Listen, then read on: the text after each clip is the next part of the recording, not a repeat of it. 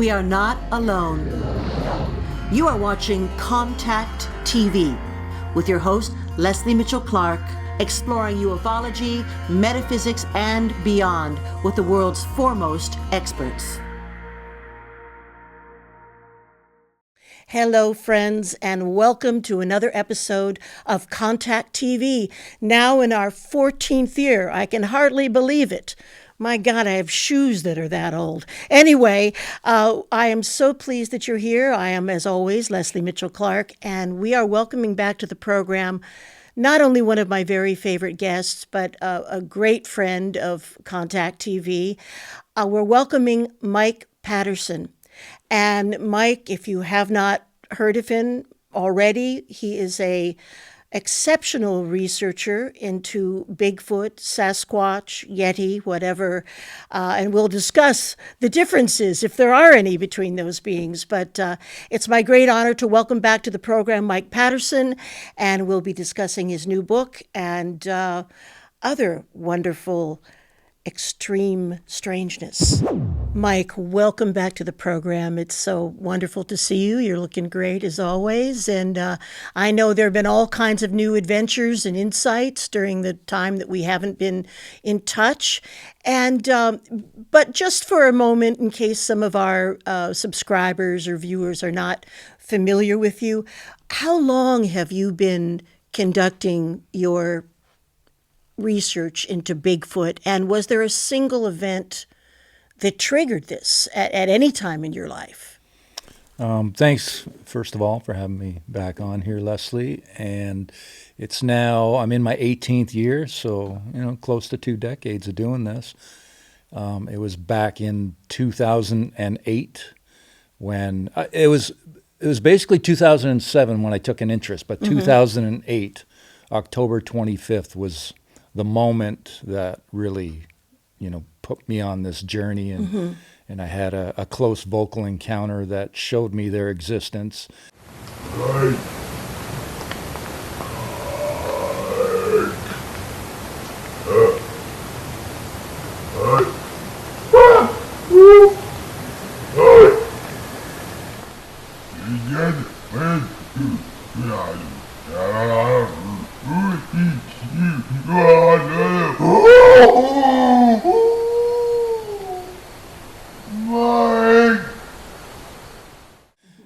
There's certain things that you don't have to actually see them to know it's them. When it's as powerful as an experience that was given to me with these giant guttural whoops that were very close and just changed my life instantly, right? So put me on this journey, and now 18 years later, and since 2012, I was invited into a situation to investigate a property up in the Kawartha Lakes region, and we've been documenting there ever since, myself and the property owner. The last, I think we're about 14 years roughly now. Wow. And that's been ongoing with activity on 100% of the visits since day one. Oh my goodness. That is amazing. And what I also found, also heartwarming for one thing, is that this isn't just a randomized, communication with whatever Sasquatch is passing through. You have really gotten to know and become almost a part of an actual family or clan. Would you like to tell us a little bit about that and how that kind of happened? How did they become personally involved with you?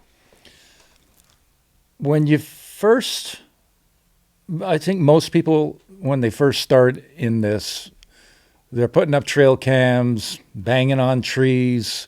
Everybody tends to have that approach until you start to see firsthand that you're dealing with something that is quite intelligent and likes to toy with us. And, it's something that their approach is, it's a baby step approach, basically. They don't throw everything at you all at once, although they may test you to see what you're made of, see if you're, up to continuing, ongoing interactions. So when I went in, at first I didn't know what I was dealing with, but I think at this point, it was 4 years plus maybe before I was given that situation. And to me, at this point, it seems like I was being trained those previous 4 years to get some experience before going into what I'm involved in now, which is, basically developing a relationship with the family of them, right? And what I have learned since, is absolutely astounding. It has shown me another layer of reality that is 100% there. I bet the farm in a second that we're dealing with an ancient human type species that has a greater understanding, definitely much greater than the collective human consciousness. They have such a understanding of human consciousness and energies that has allowed them to remain hidden by choice from us for their own safety, basically, right? Well, indeed, that's true. And, I think I think it's also interesting. I remember one of the other times that you have been in the program, I think I asked the question about the evolution of the Sasquatch, or if they had been brought here or transported here by another alien intelligence. And I think that they answered, always been here, always been here. Yeah, it started off with some questions.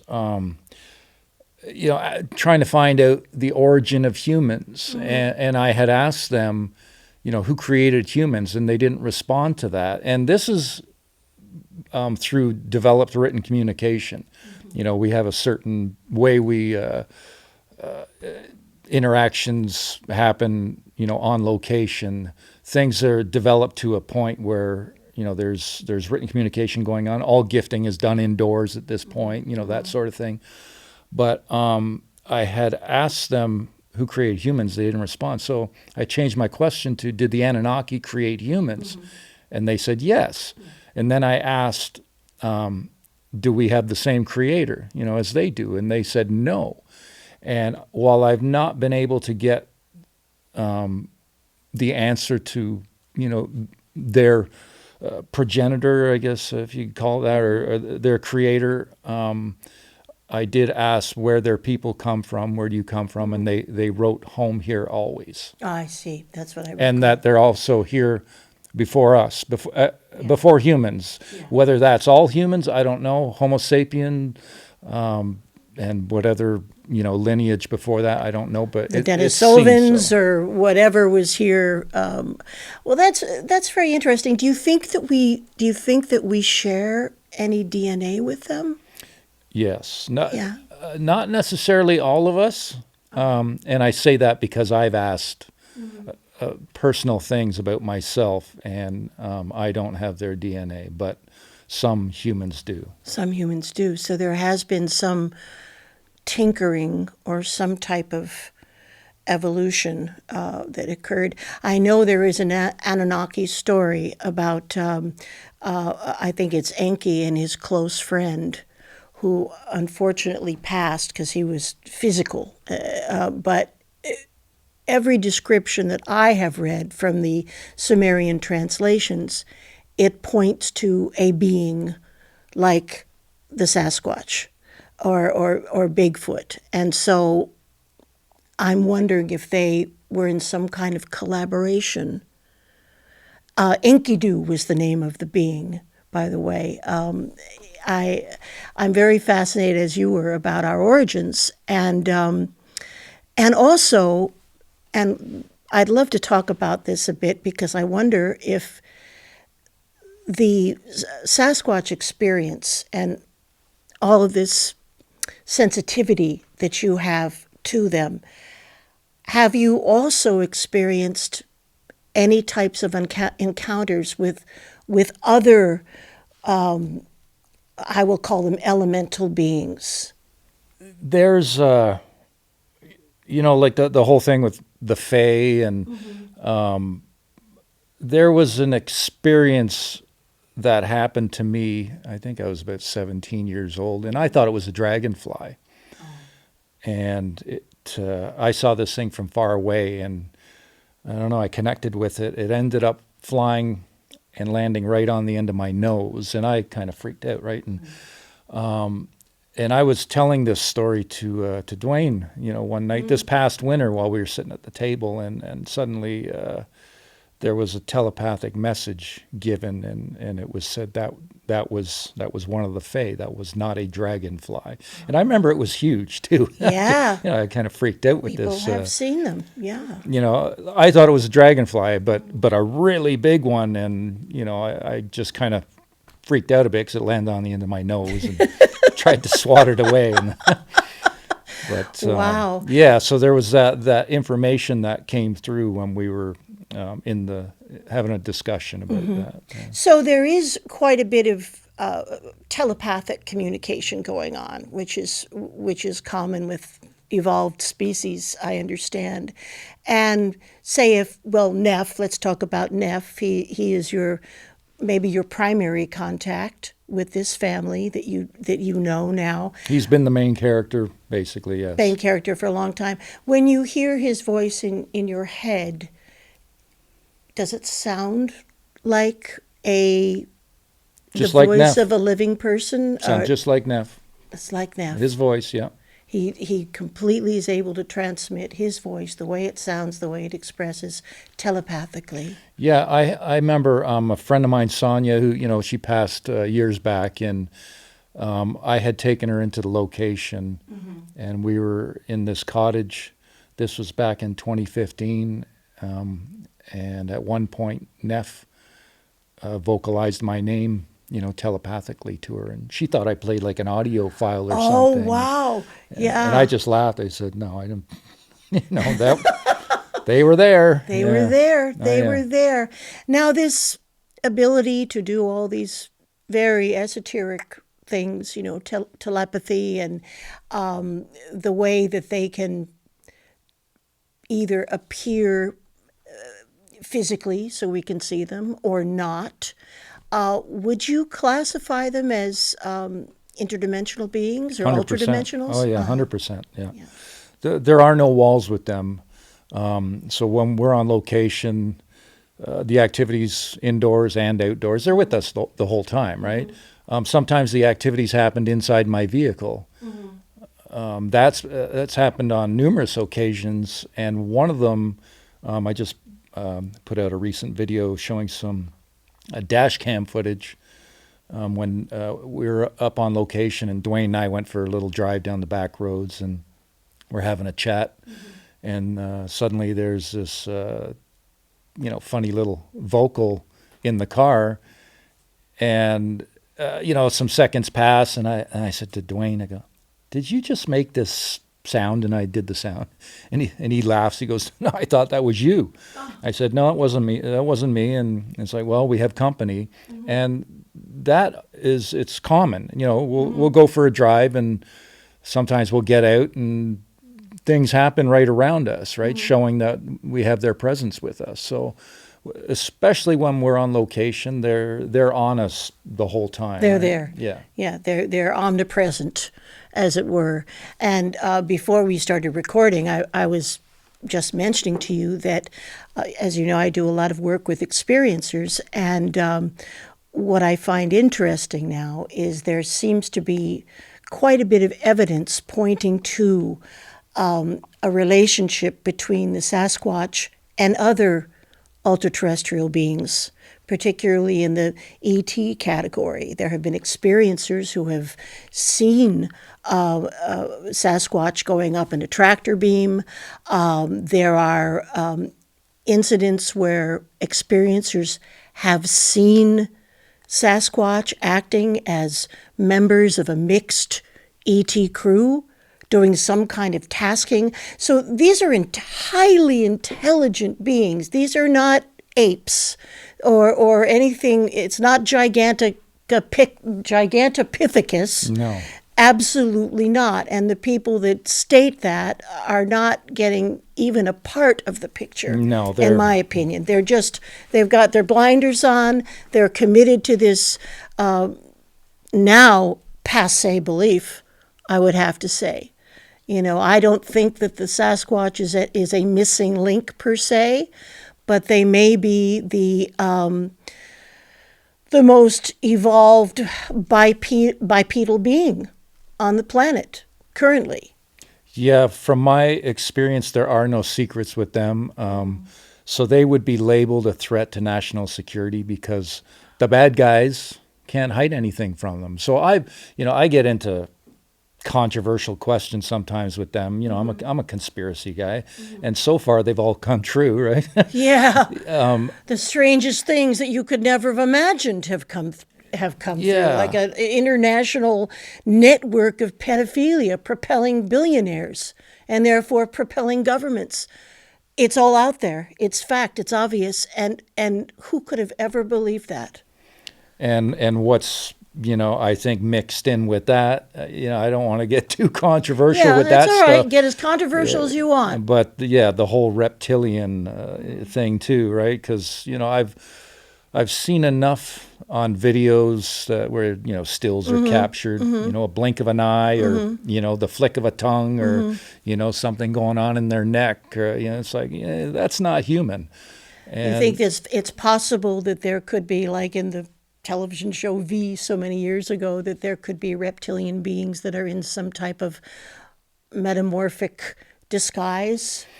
Yeah, human disguise that are, and they're in the media, they're in political, on political platforms.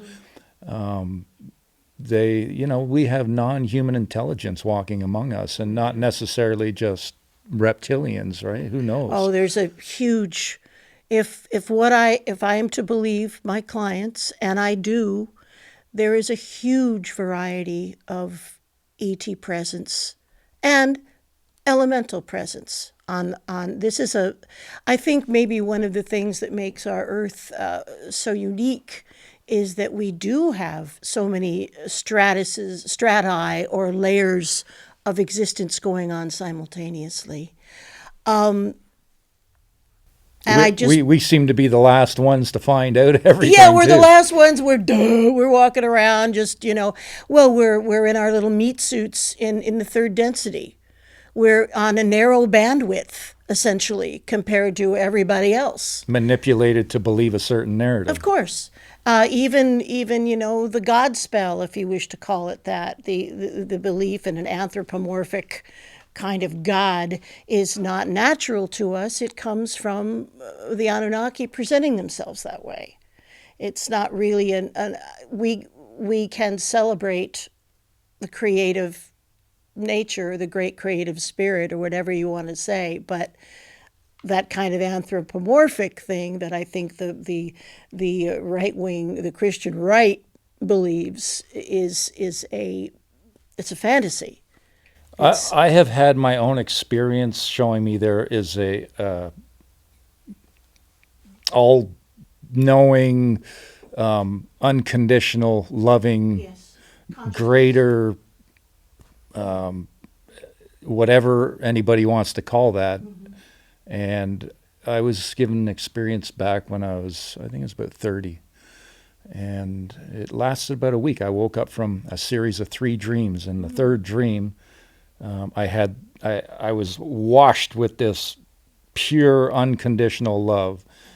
And I could tell it was from, I think that a dark presence could apparently also give that, but the way I could tell that it was not any dark presence. First, it was, that pure feeling of unconditional love, but the way it was taken away from me. So it lasts about a week, and it's slow. I could feel it slowly tapering off, just kind of letting go. Dissipated. It wasn't like give it to you and then take it away like that and leave you feeling empty. It just slowly, let go, and it was about 7 days it lasted. Well, that sounds like a gentle and beautiful kind of thing, and I accept that. It's beyond our comprehension right now. But I don't know what that was. I don't know that. But do you think, this is an odd question, but do you think that the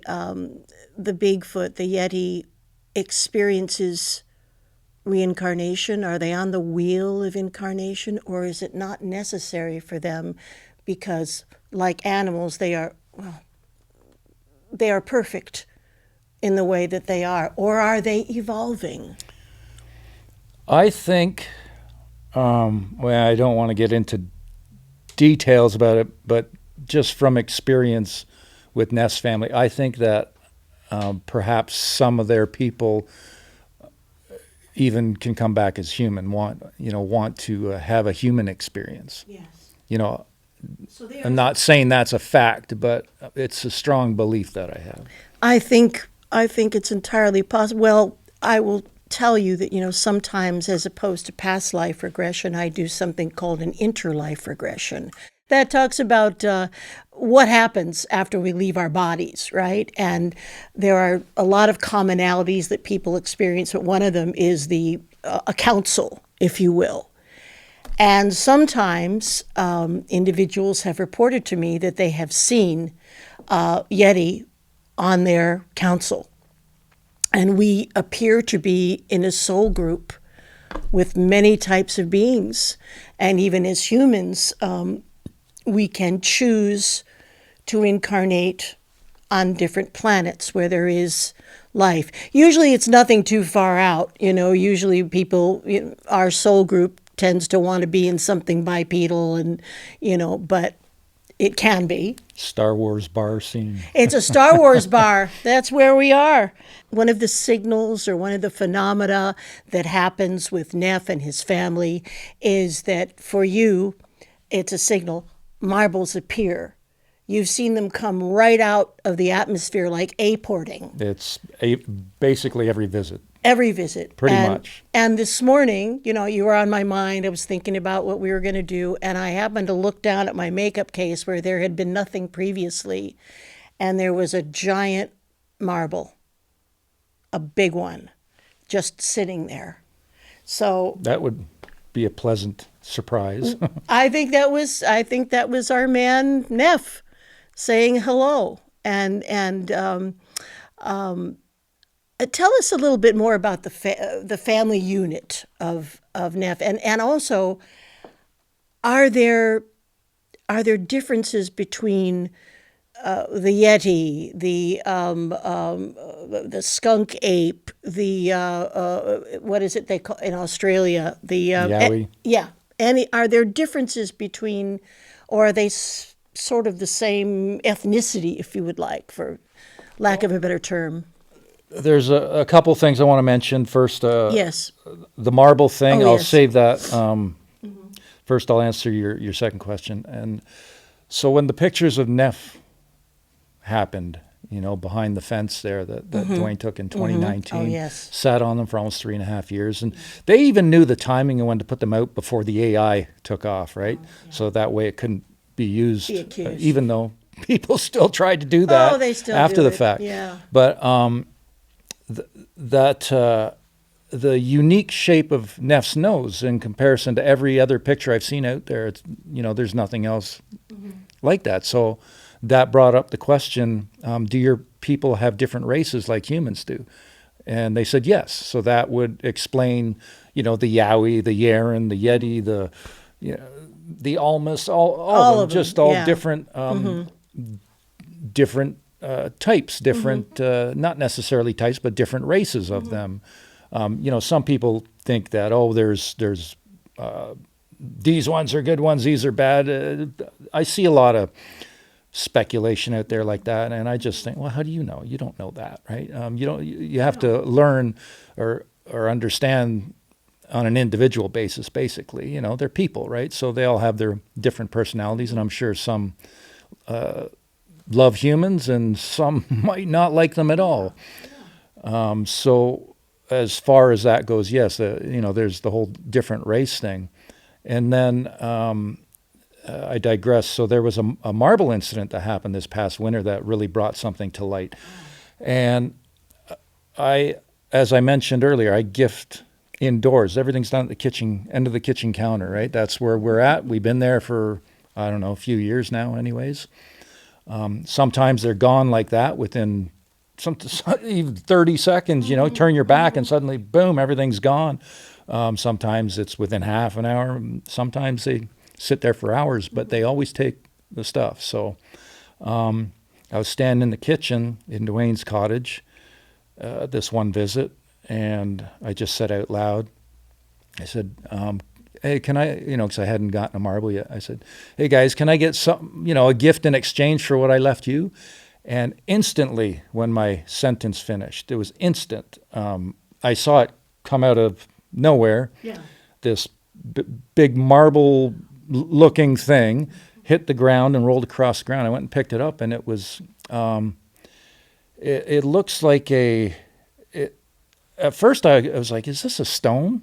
Kind of has the weight of a stone. It's a large marble. What was interesting was I weighed it against a marble, basically the same size, and they were the exact same weight, the two of them.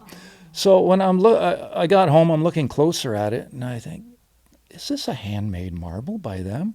Because then I saw dermal ridge lines on it from Preston. So I think it was maybe a clay that had hardened, right?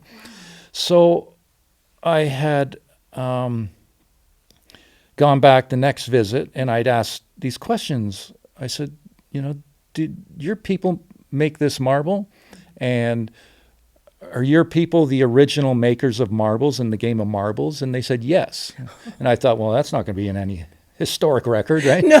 And then I asked how old this piece was, right? And they wrote, it looked like the number 700, like 700 years. I guess I go back to about the 1300s. So I thought, okay, maybe they're messing with me. They like to do that. So the next visit, I asked again and tried to get a response. Were you guys just messing with me? Because sometimes, often enough, if they are, they'll write ha-ha, right? It's like, yeah, we were just joking, Mike. But they didn't do that. They just left it alone. So, I don't know 100%, but it seems that, I may have this 700-year-old Sasquatch marble of antiquity, right? Why not? But there's one other thing I want to share, though, that Dwayne and I are sitting at the table having a conversation, and I'm listening to what he's saying, and suddenly I get my thought interrupted with a marble, and immediately, simultaneously, a marble comes out of thin air.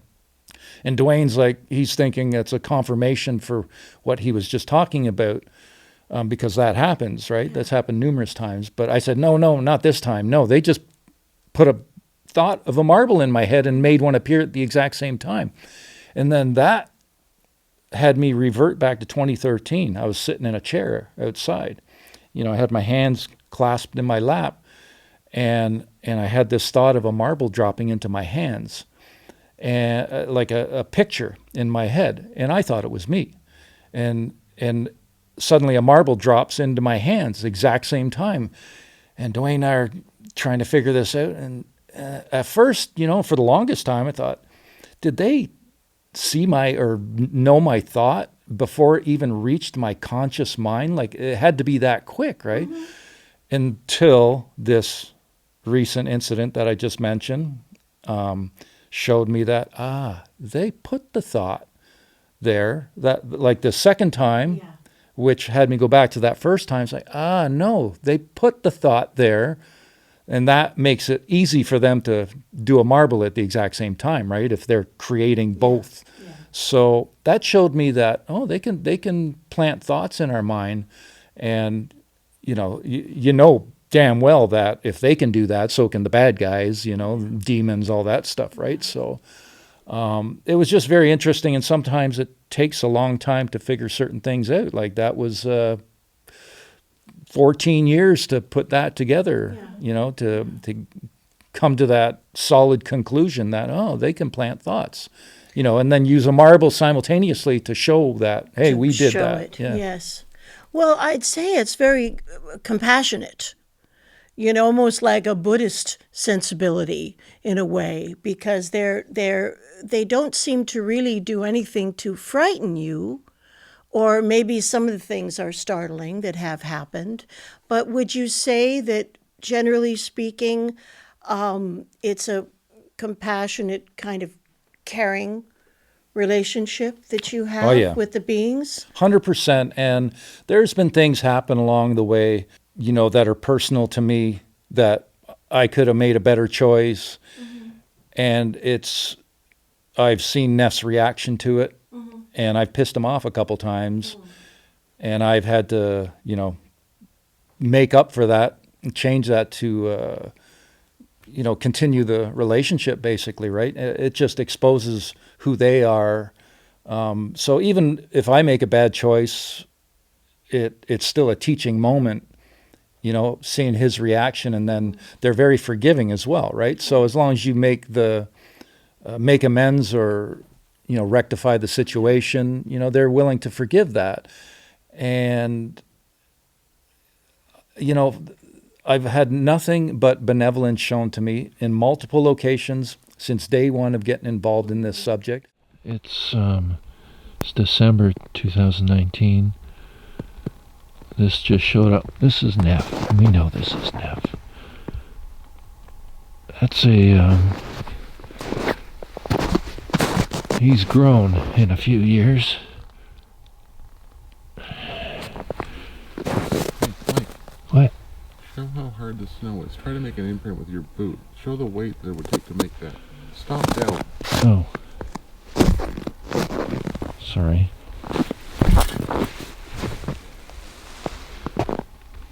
Yeah. Not even close. No. Neff's about a 14-inch print now, and it's about close to 5.5 inches It's a wide. little heavier than you. Yeah. No, that's awesome. They don't do anything to interrupt or interject our human free will. So there's no manipulation from them. Nothing like them. Hey, you got to worship us, or like a dark side. We're the manipulators, basically, not them. Which you can't with them. Yeah, you can't. No, Yeah. it's impossible. They know. So they're they're almost angelic, like, basically in their disposition, right? Do you think that they have the ability to manifest, to physicalize, and to really physicalize totally in our third density, in our 3D world? Do you think they have something like an internal step up or step down transformer where they can alter how their molecules vibrate? Is that it's a choice? So they can say, we're not going to show ourselves now. Let's go into the higher realm right now. And so it's a conscious thing that they can or cannot do. They can either decide to physicalize or choose to go into the other realm where they also, I guess, live equally. They are, for the most part, in that other dimension, other realm, because it keeps them safe. And they gave us a drawing one time that basically showed a demon with horns with a unhappy look on its face, and then they had drawn something like the earth, and then a line to it, and another thing, basically showing a dimension. So they were saying, we hide here, and the demons can't get us. So I think that's probably a higher frequency that a demonic entity can't enter there. They just can't access it. They can't go there. So they're pissed off. They can't access them, right? And I've also learned, I don't think Sasquatch mess with the dark realm, as in confrontation. I think they completely avoid just things I've learned along the way. But they're well aware of any demonic presence or anything like that. And I strongly don't think there's any technology being used by them. I think it's all inherent. Right. I think they have complete control over their ability to shift their frequency. Yes. So and also travel great distance, just like that, basically. By thought or whatever. However that works. Yeah. Oh, that's even ETs that are evolved have to use sometimes technology to achieve that state. And a lot of times when people are I'm not going to use abducted, but when they're visited during the night, They're always talking about their bodies being floated out through a window or up through the thing, So, but that again requires there's technology involved with that. But this is a natural process of an evolved being that we're talking about here. Yeah, I think so. They are basically. They told me they are the original Earth people. Yeah. So they are connected to this Earth like. They are one with Earth at another level. Yeah, absolutely. I remember I asked you one time, I guess we were having some terrible weather, so I was very worried about them. I said, are they going to be okay in this blizzard? How do they manage? Where do they go? What do they do? And at that time, you said, well, I don't really know, I don't know if I really want to talk about that. I have my own ideas about it, but I don't know if I want to talk about it. Are they always able to be safe when they switch into their ethereal mode? So I think, like I said, for the most part, they are in that invisible state, and sometimes they'll come into the physical state.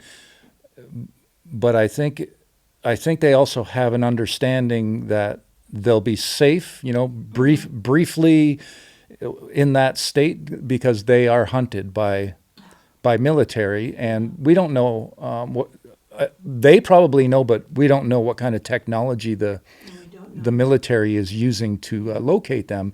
And I think this is also a part of why I haven't had a close visual with Neff yet. I've had physical contact countless times, and Prince showing up beside me, turn your head and just suddenly there, and their presence is with us.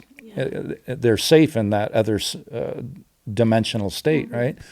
But I don't think they're physical very often. But in these times, they are showing more and more to more and more people, right? Because we are in the midst of a reveal. As far as my own experience of having a close visual, I'm still waiting on that, and I hope so. And I think I missed out on one at one point about a year ago, but not to say that it's not going to happen. So, well, it may happen at the convention that we're both going to attend, the Bigfoot Will Heal Us convention, with so many like-minded people and so much love and safety, and something profound may happen. Well, there have been photographs taken, and obviously you have photographs that you sat on for a while, as you mentioned before, that are really profound. Yeah. I mean, the most profound thing I have ever seen in this area. And there was the ones I showed you today, too. Yes, right? yes. Yeah, those are not out there yet. I have to get permission on that first. But, the ones with Neff that Dwayne actually took back in December 2019. And he didn't see him. He heard him. He heard a childlike giggle. It was almost midnight, right? He had stepped outside and he hears this childlike giggle. So he knew something was up because we'd been doing this for a while. Pointed his phone, took a photograph, didn't really see anything, and then didn't hear the shutter sound go off that he typically hears on his phone. So he took another photograph. So there was two photos taken basically seconds apart, showing difference in facial expressions. Well, I know you used to call him Laughing Boy because he called Mr. Funny. It was Mr. Funny. Yeah.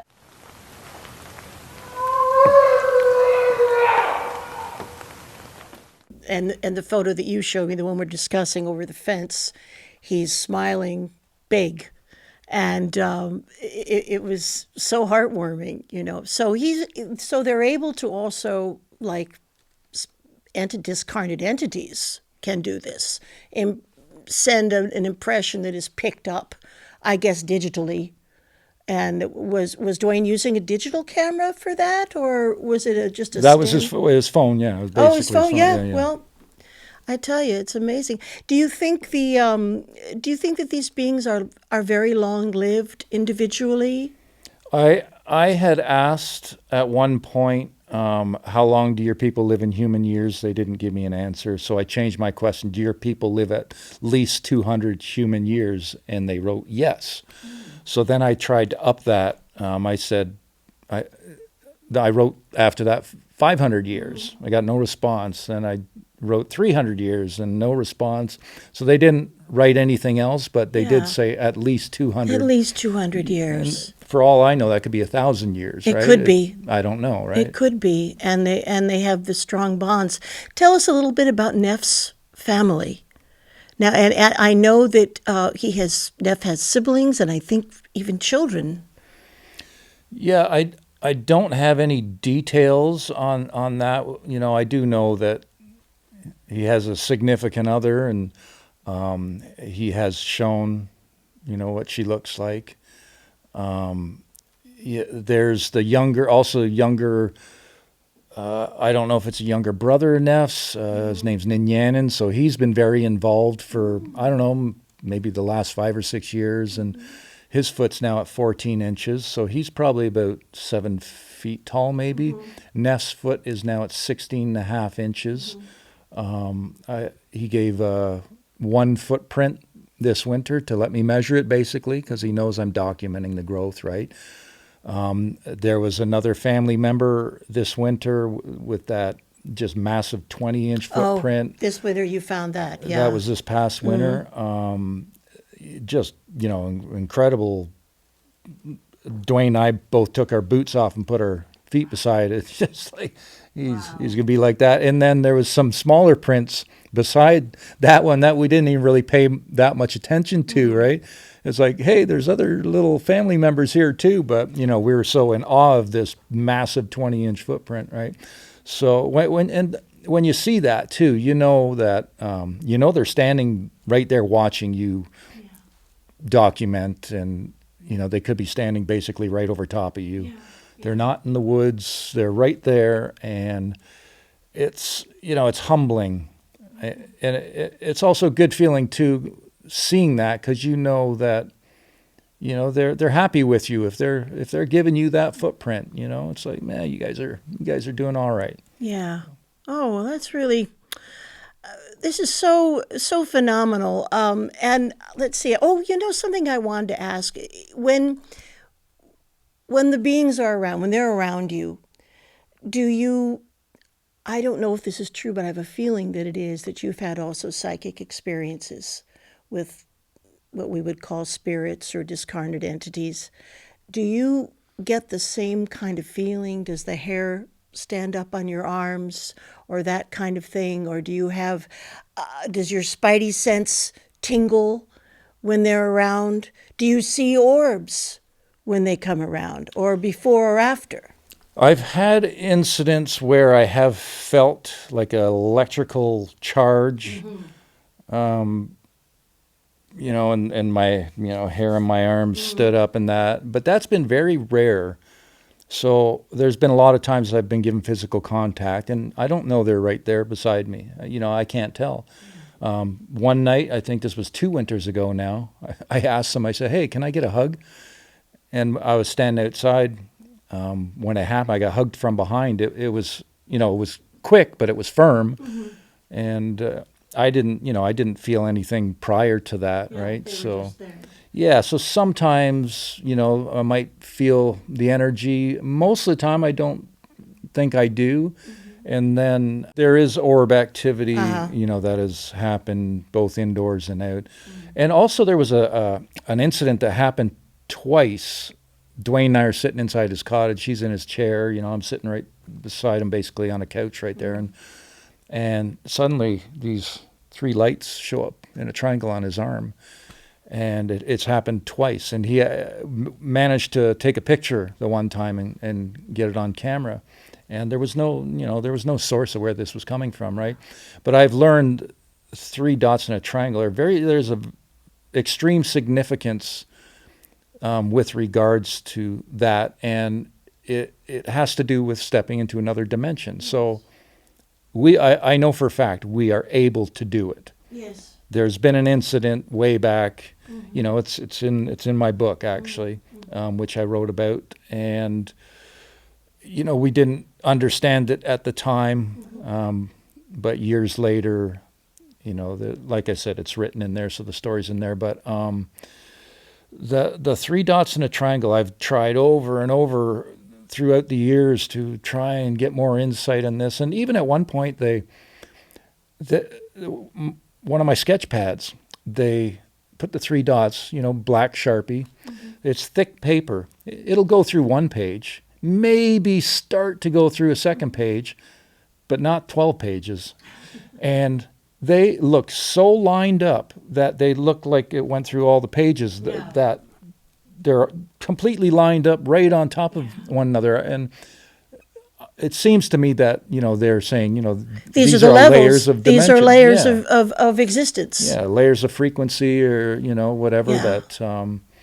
Well, Tesla said if we understood the power of three, we'd understand everything. And 369, yeah. Yep, that's right. And I can also tell you that a triangle is a very common mark that people who are having, I would say, positive ET contact, let's make sure that we're talking about fair-minded, good beings that they're enacting with, like people from the Lyran system or whatever. But the triangle is, our friend Wes Roberts woke up one morning and he sent me a photograph. He had a triangle right on his chest, and it didn't hurt.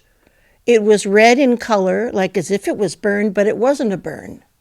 So this is something that we see, and it has to be incredibly significant, as you say. It has to be. There was a sorry to interrupt. No, go ahead. Just it brought up this this memory of at one point I had this inkling or this push to look up that old movie Stargate. I think it's from 80s or I can't, James Spader, 90s, Kurt Russell. Yeah. And so they use all these symbols to get through this Stargate, which shows up in this other place, Egyptian-like. And then to get back, there's a symbol missing. Yeah, the third symbol. The one symbol that they needed ended up being three dots in a triangle. Yes. Which I found very interesting. I do find that interesting too. And they also talked about every location has to be defined by three directions too, so which is why it was so significant that they had to have each symbol in place. But something is going on, that's for sure. Now, I did want to mention your beautiful book, and I want to show this right here. Here it is. This is Mike's book, and it is called Invisible Giant, The True Story of Sasquatch Contact. Beautiful cover, by the way, by Mike Paterson. And I love the way you say, this is not just a story of discovery, it is an invitation to reconsider the boundaries of our existence, to open your mind. And do you find, if you are more in a process of meditation, and I don't know if you have any regular disciplines like that, but if you do, or just sitting quietly, that you're more likely to have contact?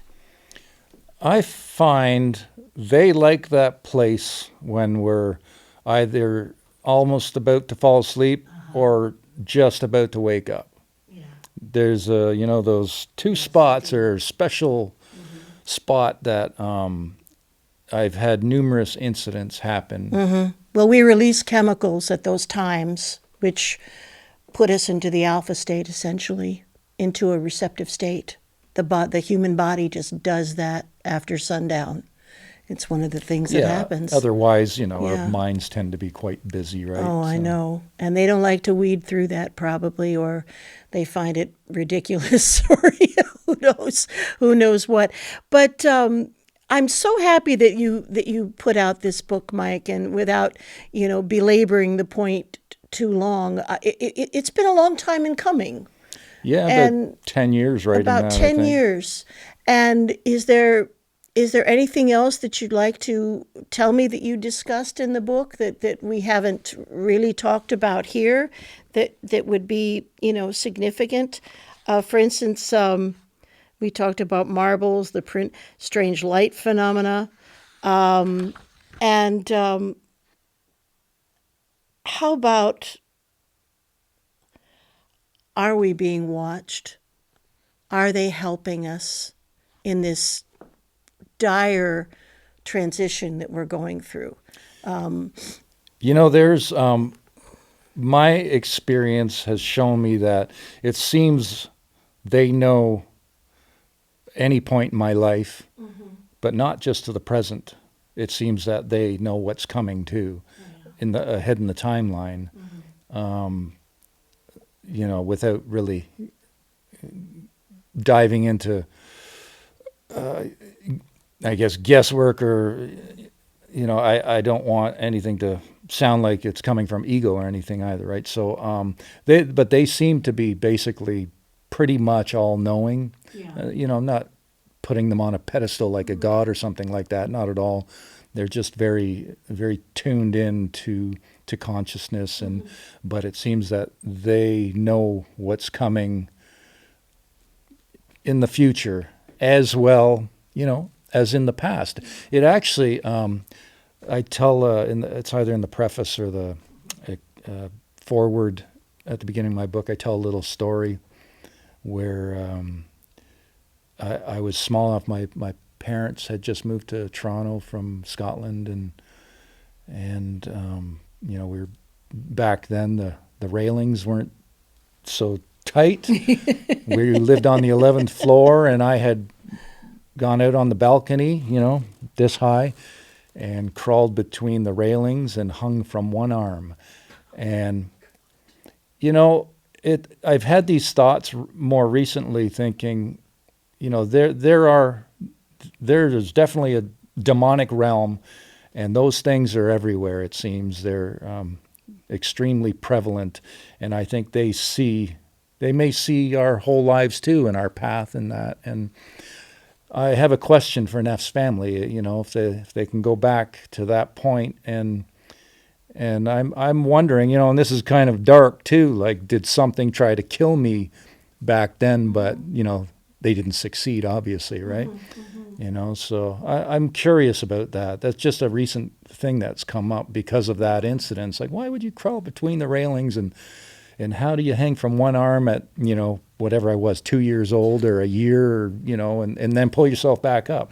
Is that how you remember it, that you pulled yourself back up, or I your don't mom remember didn't at all. come out? You don't remember? No, it's a story that my dad told me. Actually, I was just over at his place the other day, and in that story, I brought that up to him, right? And he goes, which I didn't tell him that. He actually said, thankfully, an apartment came up on the first floor right away. So within a week, we were on the first floor.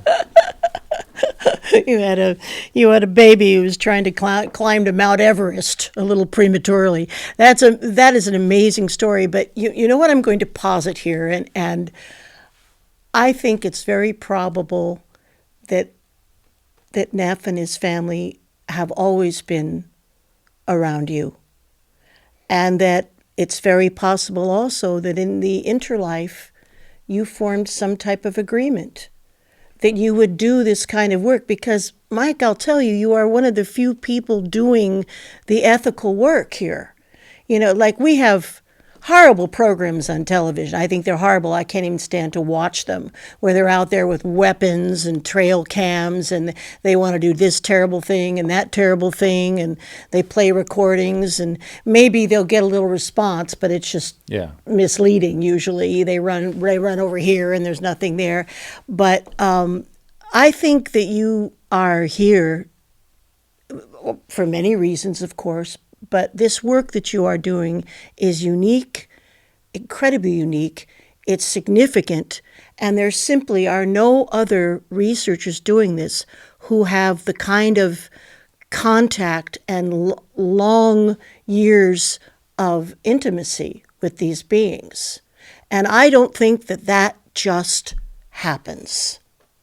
I think that there is a predestination, that they knew about you. Maybe you agreed to be together, and you are fulfilling your journey in your way. Yeah, it's definitely something I think about sometimes with those, especially those photographs of Neff.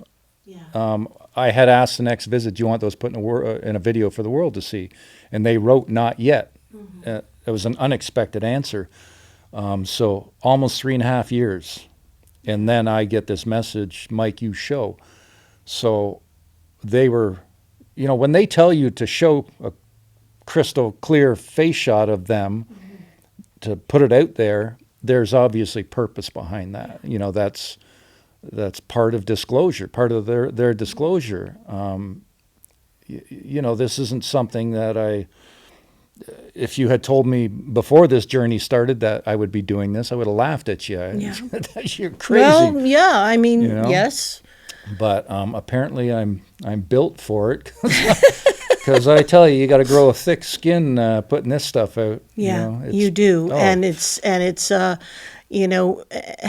and you're plugged into a reality. They're informing you of things, and so you have to be hyper vigilant. And yeah, there's an awful lot to it, and I'm sure there's also an awful lot that you've sacrificed personally to do this work. Yeah, and because it's you got Dwayne, but it's somewhat of a lonely business. Not lonely in the sense that you can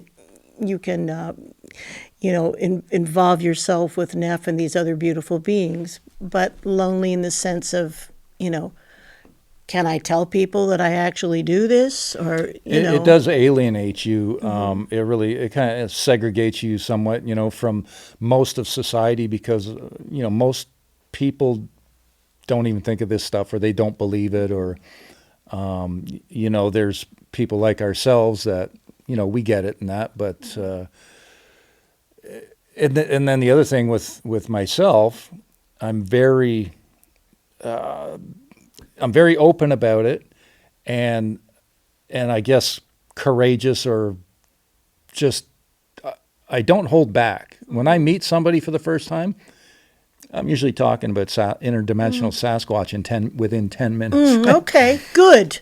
Good. I have no fear. Good. Like zero fear. Even if I go get a job working for somebody, I'm telling the boss, within the first day or whatever, and I don't care what they think. If we can't have this crazy guy, got to fire him or whatever. I don't think like that at all. I have no fear about it. Well, you're operating without fear, and fear is the main tool of the dark side. Yeah. So you're doing everything right. I think I told you if I had a little experience.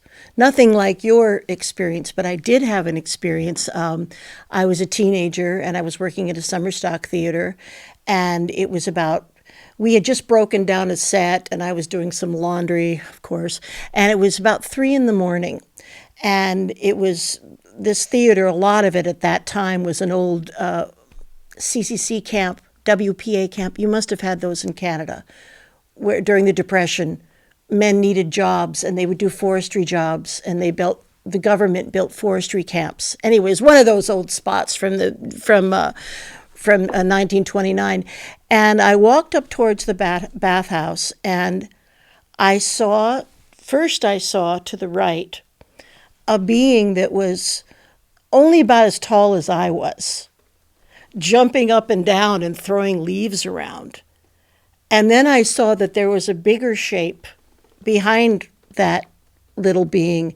And again, like you, I heard a voice in my head. It just sounded like a woman's voice. It said, "This is my baby. We're just having a walk. Please don't be afraid." It wasn't, "Don't hurt me." It was, "Please don't be afraid. This is my baby. We're just out walking." And I think I sent a message back that says, "We love you. You go right ahead. I'm not going to bother you." And again, no fear. I mean, I saw what I saw.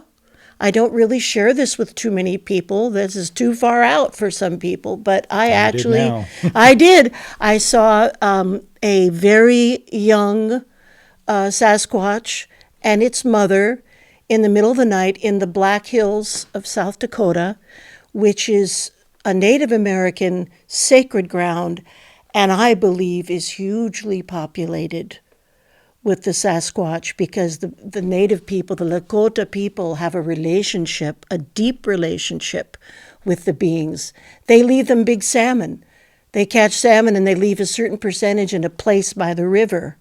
I mean, it's a centuries old, millennia old relationship. So, I know what I saw, and I felt when the mother being spoke to me, it just felt like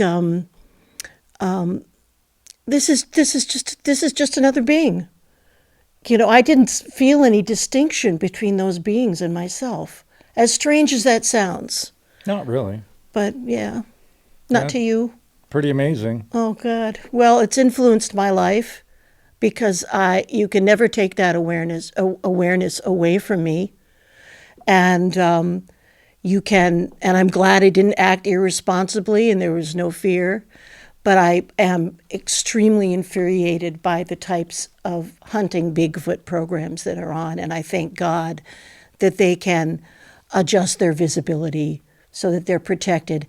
And this is disclosure. This is part of disclosure. As above, so below. This is part of a huge wave of disclosure that we are experiencing now that will cleanse the planet, ultimately, I believe. And you're a midwife of disclosure. It's painful going through this, with just how many people still don't see, right? And those of us that are wide awake, it's difficult. It's difficult going through this, and just sometimes I just got to try and shut it all off, right? And go take a walk in the woods or something, because it can be frustrating at all the manipulation going on around us. So, but I am happy to see we're basically on the precipice of all this being blown wide open. No doubt. And you will be there at the Bigfoot Will Heal Us, Healing the Clans conference, which is, I believe, August 28th. Experience the Bigfoot Will Heal Us 4th Annual Conference and Healing Campout, presented by Sackney Arts and co-hosted by Field of Consciousness.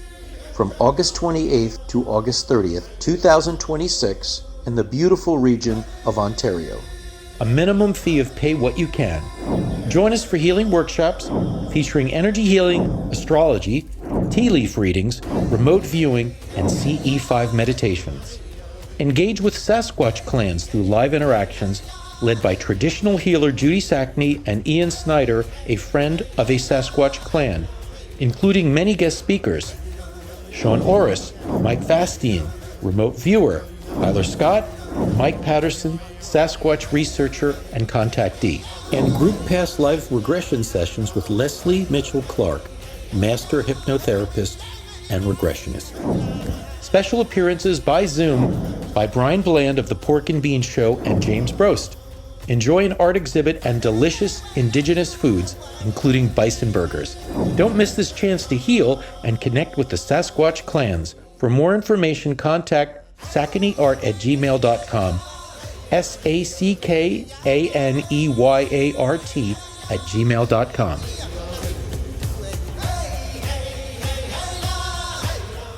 I know there's another one in August too with the Contactee.